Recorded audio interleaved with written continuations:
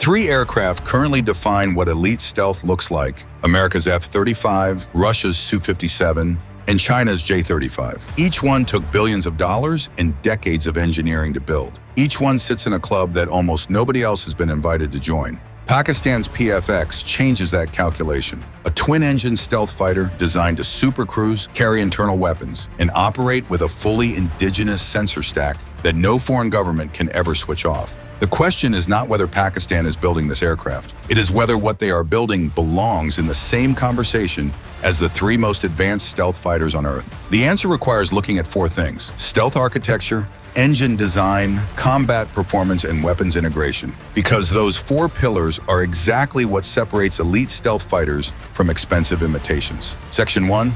Engine architecture, the decision that defines everything. Every design decision on a stealth fighter flows from one foundational choice: how many engines? And what do you do with the heat they produce? The reason this matters so much is that jet engines are simultaneously the source of an aircraft's power and its two biggest stealth liabilities. The engine compressor face and the spinning fan visible through the inlet reflects radar like a mirror, and the exhaust plume produces an infrared signature that heat-seeking missiles can track from dozens of kilometers away. How each aircraft solves these two problems reveals everything about its design philosophy. The F-35 chose a single engine, the Pratt & Whitney F-135, producing 43,000 pounds of thrust with afterburner. It is the most powerful fighter engine ever built. The single-engine layout was chosen for cost-effectiveness and maintainability, while stealth shaping, internal weapons carriage, and sensor fusion emphasize survivability in contested airspace. One exhaust means one infrared problem to solve. One inlet means one radar reflection to suppress. The trade-off is simple. If that engine fails in combat, the mission ends immediately. The Su-57 went twin-engine with three-dimensional thrust vectoring, exhaust nozzles that physically redirect in any direction, enabling post-stall maneuvers that no other aircraft in this comparison can perform. But twin engines create twin exhaust plumes, and Russia's solution to the infrared problem was inadequate. The Su-57's conventional exhaust nozzles are one of the primary engineering reasons its infrared signature remains significantly higher than Western competitors, contributing to a radar cross-section estimated at 0.1 to 0.5 square meters, roughly 1,000 times larger than the F-35. Russia prioritized agility and accepted the stealth penalty. That trade-off defines everything the Su-57 is and is not. The J-35 also went twin-engine but solved the exhaust problem differently. WS-19 engines with serrated nozzle designs break up and cool the exhaust plume, dramatically reducing infrared signature while retaining the thrust redundancy and supercruise capability that twin engines provide. The result is an aircraft that carries two engines worth of combat capability while managing the heat signature with genuine engineering discipline. The PFX targets the same WS-19 or WS-21 engine family with the same serrated exhaust approach, which means it is not copying Russia's twin-engine philosophy, it is copying China's. That distinction matters enormously because those two philosophies produce completely different stealth outcomes, as we are about to see. Section 2. Stealth, the brutal hierarchy. Stealth in 2026 is not a binary quality. It is a spectrum, and where each aircraft sits on that spectrum determines whether it survives the first 30 seconds of a peer conflict. The F-35 sits at the top of that spectrum, and the gap between it and everything else is larger than most people appreciate. Its radar cross-section is estimated below 0.005 square meters, the size of a small bird, achieved through all aspects stealth optimization across every radar frequency band, not just the frontal hemisphere. The critical word there is all aspect. Most stealth aircraft optimize their frontal profile and accept higher signatures from the sides and rear. The F-35 was engineered to be invisible from every angle simultaneously, and combined with its distributed aperture system providing 360-degree infrared situational awareness, the aircraft sees everything while remaining virtually undetectable. That combination of stealth and awareness is what makes the F-35 the benchmark everything else is measured against. The Su-57 sits at the bottom of this elite group, and by a margin that is genuinely difficult to overstate. At 1,000 times the radar cross-section of the F-35, the Su-57 is detectable at 5.6 times greater range against equivalent radar systems, a detection disadvantage so large that its speed and maneuverability advantages are effectively neutralized before visual range is ever achieved. The exposed engine compressor faces, visible rivets, and conventional thrust vectoring nozzles all contribute to a signature profile that Western analysts consistently compare to a clean fourth-generation fighter rather than a true stealth platform. Russia compensates with electronic countermeasures, multi-band radar, and raw kinematic performance. But in a pure stealth engagement, the aircraft that gets detected first loses, and the Su-57 gets detected first. The J-35 occupies genuine stealth territory. Continuous curvature fuselage shaping, diverterless supersonic inlets hiding the compressor face, edge-aligned surfaces, and canted vertical stabilizers combine to produce an estimated radar cross-section below 0.01 square meters, placing it firmly in the low observable category even if it cannot match the F-35's all-aspect refinement. The J-35 is a real stealth fighter by any credible engineering standard. The PFX employs the same DSI inlet technology as the J-35,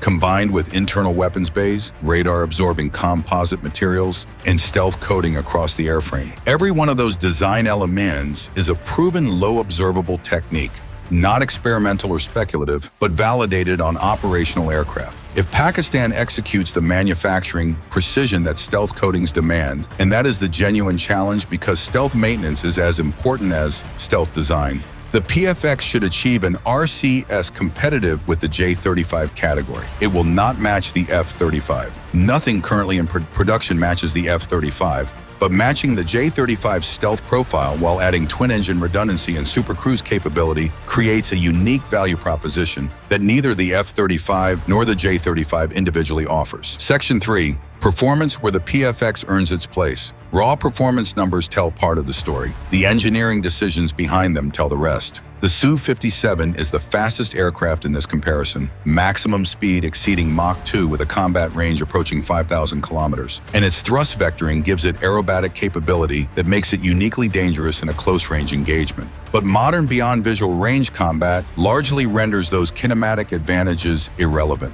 When the engagement begins at 150 kilometers and ends before either pilot sees the other, top speed matters less than who detected whom first, and the Su-57 loses that exchange. The F-35 maxes out at Mach 1.6 with a combat range around 2,200 kilometers, slower and shorter leg than both twin-engine competitors. But its operational philosophy explicitly accepts those limitations in exchange for unmatched situational awareness in sensor fusion.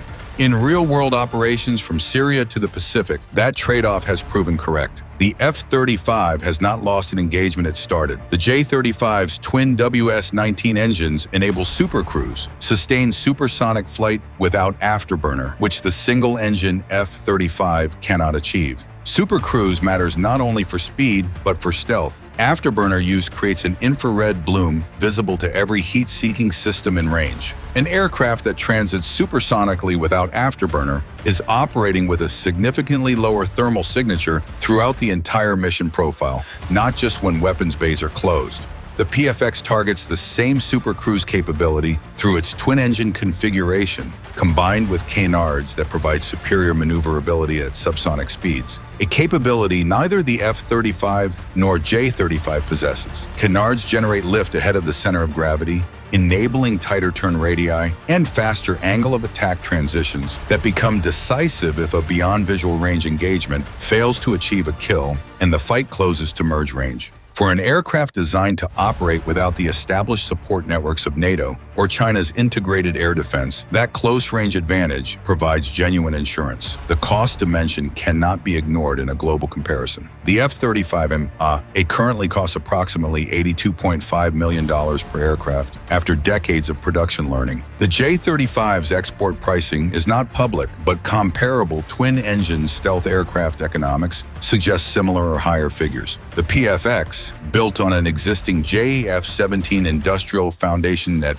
camera with 58% local content targeting 100% production autonomy, positions itself as the most cost-effective twin-engine stealth platform available to any export customer globally. That is not a minor selling point. For the dozens of countries that want 5th-generation capability but cannot afford F-35 economics, the PFX fills a gap that currently does not exist in the market. Section 4. Weapons and sensors. The sovereign advantage. Stealth gets an aircraft into the fight undetected. Weapons and sensors determine what happens next. The F-35's sensor advantage is breadth and integration depth. Its distributed aperture system, electro-optical targeting system, and AN/AP 81A ESA radar combine into a sensor fusion architecture that creates a single coherent picture from multiple simultaneous sources, with threat libraries and mission data files refined through decades of operational use across 20 nations. No other aircraft in this comparison carries that depth of proven, combat-validated sensor integration. The F-35 does not just detect threats earlier, it understands them faster. The Su-57 sensor package is architecturally ambitious. 6 radar arrays distributed across the airframe,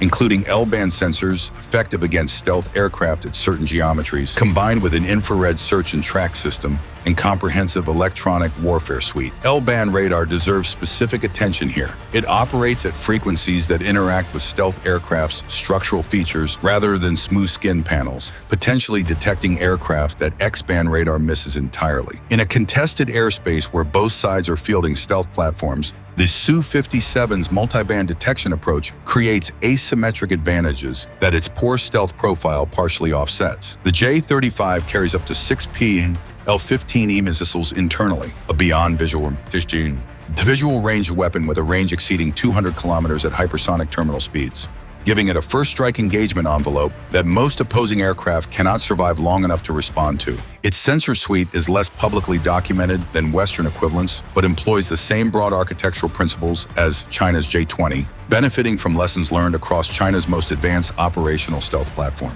The PFX's sensor stack is built around the Indigenous Murad AESA radar, using gallium nitride arrays, the same semiconductor technology that powers the most advanced radar systems in Western 5th-generation aircraft. Combined with indigenous electronic warfare suites, the FAA's air-to-air missile, PL-15 and eventual PL-17 integration, and full-link 17 data link connectivity, gallium nitride produces significantly more power per element than the gallium arsenide technology in older AESA radars, meaning longer detection range, better resistance to jamming, and higher reliability in a contested electromagnetic environment. And unlike every other aircraft in this comparison, the PFX's entire sensor stack is controlled by Pakistan. No foreign data link dependency, no mission data file updates contingent on a supplier government's approval, no kill switch. That sovereign sensor architecture is the PFX's most underappreciated strategic asset. Every other aircraft here depends on a foreign industrial ecosystem for its operational effectiveness.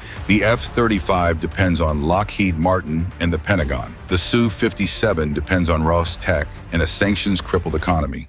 The J-35 depends on AVIC and China's approval for export customers. The PFX is being engineered to depend on nobody. And in a world where defense relationships change faster than aircraft programs, that independence has genuine market value beyond Pakistan's own requirements. Section 5. Combat Scenario. The honest reckoning. Stealth fighters do not fight in isolation. They fight in scenarios, specific threat environments with specific adversary capabilities. And the honest assessment requires acknowledging what each aircraft actually does well and where it fails. In a day-one strike against a heavily defended adversary with integrated air defense, the F-35 is the only aircraft in this comparison with a proven operational record. Israeli F-35s have operated in contested Syrian airspace against S-400-equipped adversaries without a single loss, the only 5th-generation aircraft to have done so in real operations. That combat validation is worth more than any specification sheet because it confirms that the stealth, sensor fusion, and mission planning that the F-35 promises actually functions as advertised under real-world conditions. The Su-57, by contrast, has never been deployed in a high-intensity air superiority role against pure opposition. Its combat appearances in Syria involve striking non-maneuvering ground targets, exactly the scenario where its stealth liabilities are irrelevant. Against an opponent with modern beyond visual range missile units and competent radar operators, the Su-57's 1,000 times larger radar cross-section becomes a decisive vulnerability that its maneuverability cannot compensate for. The J-35 has no combat record, It entered service in 2025, and its operational effectiveness remains unvalidated. Its design principles are sound, and its stealth architecture is credible, but until it operates in contested airspace against a capable opponent, the gap between its specification claims and real-world performance remains unknown. The PFX occupies an honest position in this hierarchy, behind the F-35 in sensor fusion depth and all-aspect stealth refinement, ahead of the Su-57 in stealth architecture and infrared signature management, comparable to the J-35 in design philosophy, with the added dimension of twin-engine redundancy, Supercruise potential, and sovereign sensor independence. Its most significant competitive advantage over the J-35 is not technical. It is economic and geopolitical. An export customer choosing between the J-35 and PFX is choosing between a Chinese-controlled platform and a sovereign one built on Chinese technology, but owned by Pakistan. A distinction that matters enormously for nations that want stealth capability without Beijing's strategic influence attached to it. The hierarchy is clear, and the PFX occupies an honest position within it. The elite club has 3 members today. Whether the PFX earns the 4th seat depends entirely on whether Pakistan can execute the manufacturing precision, software maturity, and systems integration that separates genuine 5th-generation aircraft from expensive approximations of them. The engineering foundation is credible, and the industrial ambition is real. The sovereign sensor stack is unique. The question is execution, and that answer will come before the end of this decade. Is the PFX's twin-engine stealth design enough to earn its place among the elites? Or are we overestimating what Pakistan can actually deliver at its budget level? The comment section is the most interesting place that debate can happen. Drop your assessment below.